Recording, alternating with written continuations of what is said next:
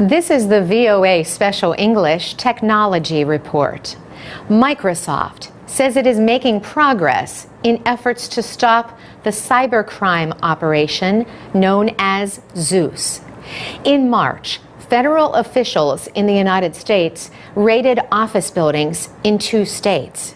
They seized evidence related to the Zeus family of malicious software. Richard Boscovich is with the Microsoft's Digital Crimes Unit. He says the objective of the raids was to seize evidence which might help identify the individuals behind the Zeus family of malware. The bigger goal is to identify the computers of people all over the world that are compromised. That means they have the malware on their computer, which is being used to victimize others, and they don't even know about it. Cyber criminals use Zeus to create a network of infected computers, or botnet, to steal personal information from computer users. Mr. Boscovich says the operation reaches around the world. He says this malware was present at any given point in time in at least 13 million computers worldwide. Malware means malicious software. It also can be called a computer virus or worm. Mr. Boscovich says the malware is spread through emails, where people are tricked into clicking on a link or visiting a website. And once that happens, the objective is to infect the person's computer with this piece of malware. The malware is programmed to record every keystroke as you type on a computer keyboard. It gathers details about the websites you visit, your usernames and passwords, or other personal information. The information is then sent to the botnet's command center, which is a location on the internet. From there, the criminals will direct all of the infected computers to contact the botnet from time to time to ask for directions. Much of the stolen information is sold on the black market. The information can be used to steal money from bank accounts or make purchases online without the victim's knowledge. Officials say these malware invasions are one of the main causes of identity theft. Microsoft brought a case against the Zeus operation on March 19th. The company released the details of the case after the buildings were raided on March 23rd. Next week, we'll talk more about the raids, Zeus, and what Microsoft says computer users can do to protect themselves. We will also talk about other recent efforts to fight cybercrime. For VOA Special English, I'm Carolyn Presutti. This is the VOA Special English Technology Report. More than 20,000 new products appeared at this year's International Consumer Electronics Show in Las Vegas, Nevada. Among the attention getters were Ultrabooks, or very thin laptop computers. Also, Microsoft announced new smartphones with the Windows Phone operating system. Far from the bright lights of Vegas are the poorly lit streets of Delhi. A new mobile app called Fight Back aims to make those streets safer for women like China Sika. She often works late. A company taxi takes her part of the way home, but then she has to walk 5 to 10 minutes alone. It's dark, and the kind of people who are around are not really to be comfortable with or safe, she says. Ms. Sika uses Fight Back to follow her location with GPS, or Global Positioning System software. Jagdish Mitra is the head of Canvas M Technologies, which launched the app. He says, the moment you feel uncomfortable, you really don't need to do anything else but press one button. The woman has a few seconds to cancel her decision. If not, a message with her location will go by text, email, or Facebook to anyone she has put on a list. The location also appears on a map in the company's offices. But Mr. Mitra says his company does not serve as a public monitoring center. The law has to be managed by the people who actually are authorized to do it, which is the police and so on and so forth. Officials reported more than 400 rapes in Delhi in 2010. Many media organizations have called the city of 17 million people India's rape capital. Kalpana Viswanath is a researcher with the women's group Jagori. She works to make cities safer for women through changes like better lighting and wider sidewalks. She supports Fight Back, but has some concerns.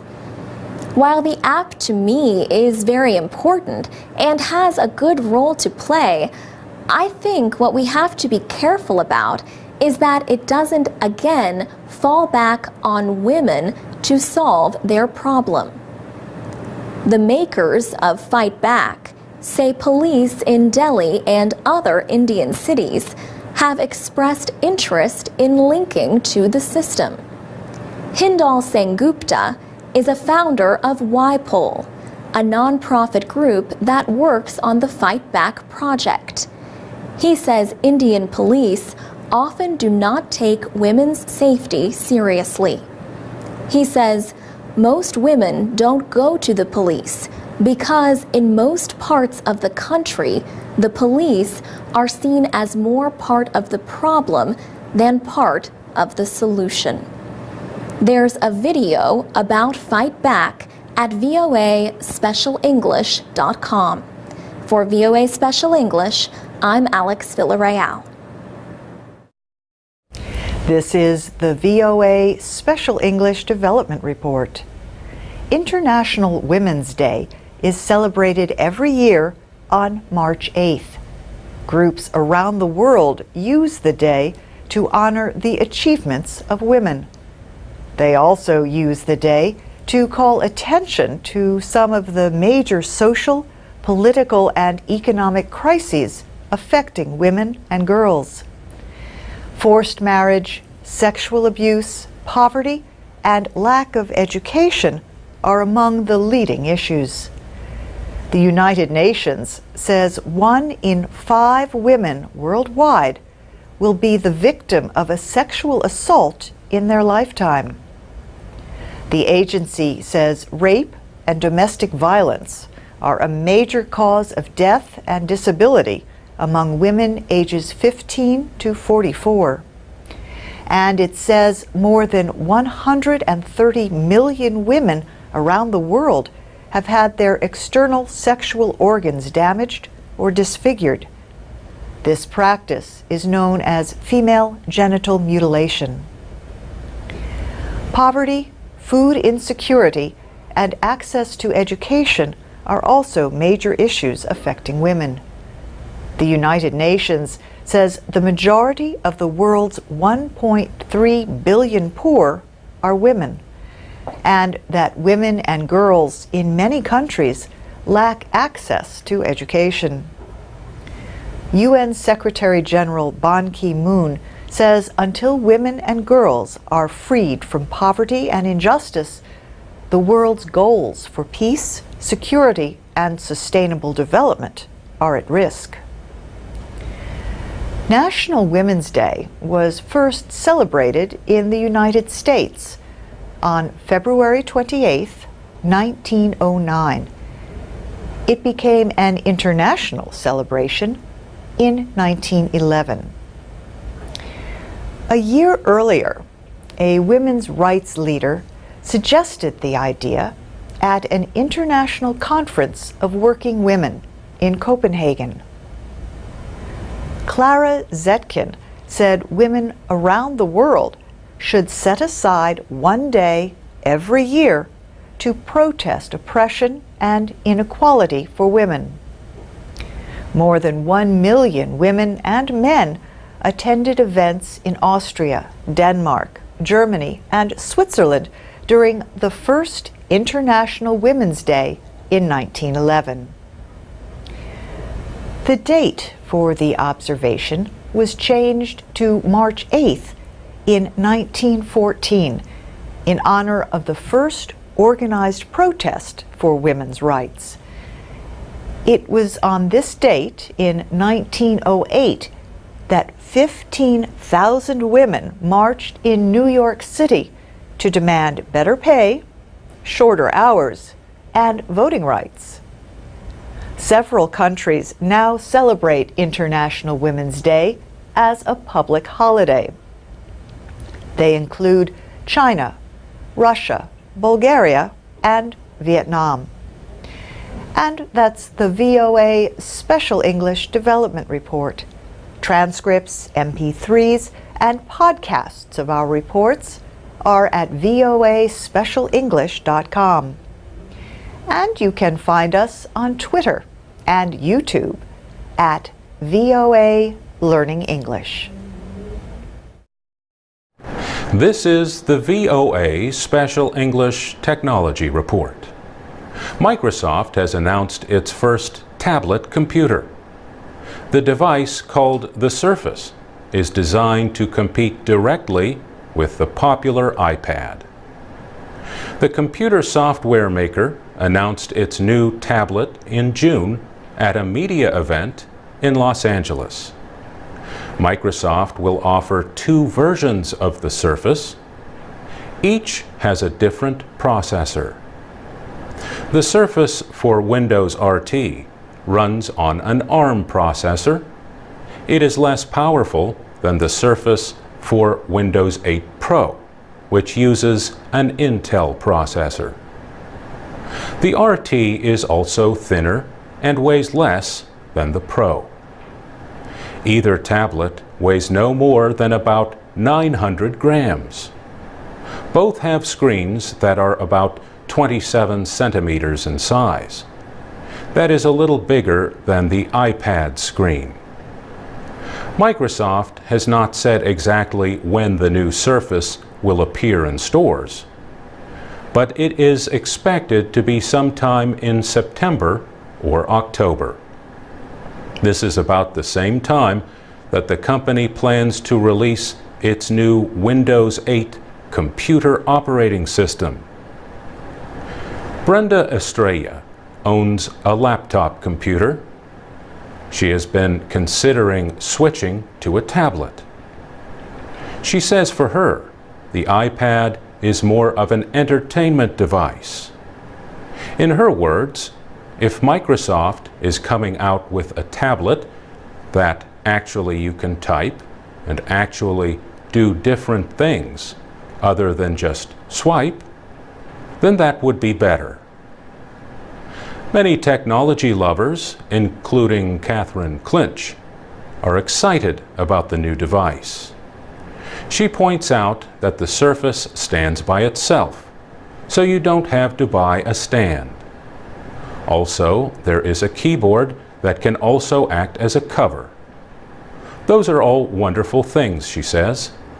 But what interests her most is the potential to get rid of the netbook, to get rid of the laptop, to maybe even down the line get rid of the full computer. Fox Van Allen is a technology expert. He agrees the Surface seems to have more to offer than the iPad.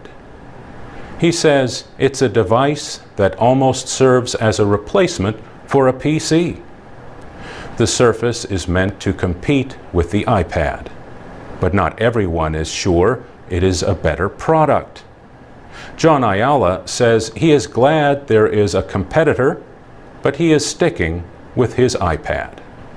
For years, Microsoft has made software, not computers. A few earlier attempts by the company to make and sell hardware products failed. That includes the Zune music player. It could not compete against Apple's iPod.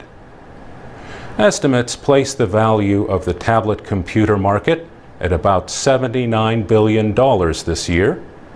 Microsoft hopes to capture a share of that market with its latest device. For VOA Special English, I'm Mario Ritter.